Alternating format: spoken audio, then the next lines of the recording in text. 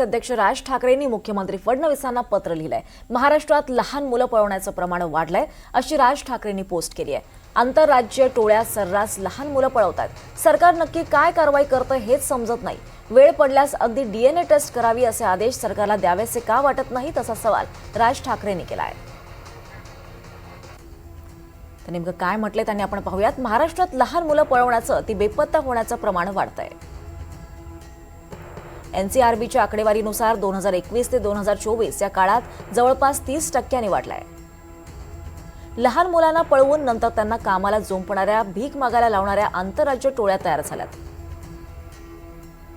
या टोळ्या सर्रास लहान मुलं पळवतायत आणि यावर सरकार नक्की काय कारवाई करतं हेच समजत नाही।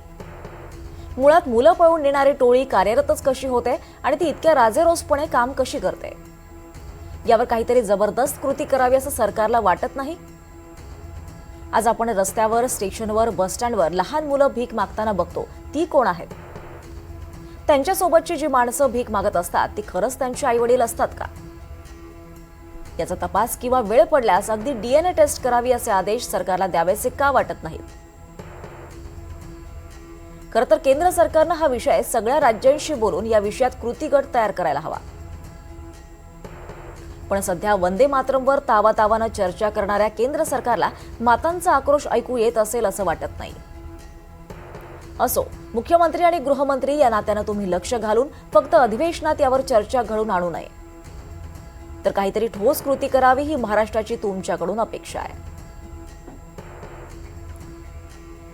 दरम्यान यावर मुख्यमंत्री फडणवीस काय म्हणालेत आपण पाहूयात। मी अजून पत्र वाचलेलं नाहीये, पण बेपत्ता होणाऱ्या मुलींच्या संदर्भात यापूर्वीही मी आकडेवारी सहित त्याची कारणं दिलेली आहेत। मुली परत किती येतात हे देखील सांगितलेलं आहे। याच्यातला सगळ्यात महत्त्वाचा मुद्दा एवढाच आहे की कशाही पद्धतीने म्हणजे एखादी मुलगी समजा घरून भांडून निघून गेली आणि 3 दिवसांनी परत जरी आली तरी आपण त्या ठिकाणी बेपत्ताचं कंप्लेंट ही दाखल करतो आणि त्यामुळे जो काही त्याची संख्या आहे ती संख्या त्या ठिकाणी आपल्याला मोठी दिसते। आणि साधारणपणे आपला अनुभव आहे की वर्षभरात 90% वर आपण परत आणतो। पुढच्या 1.5 वर्षात अजून उरलेल्या त्या ठिकाणी सापडतात, परत येतात।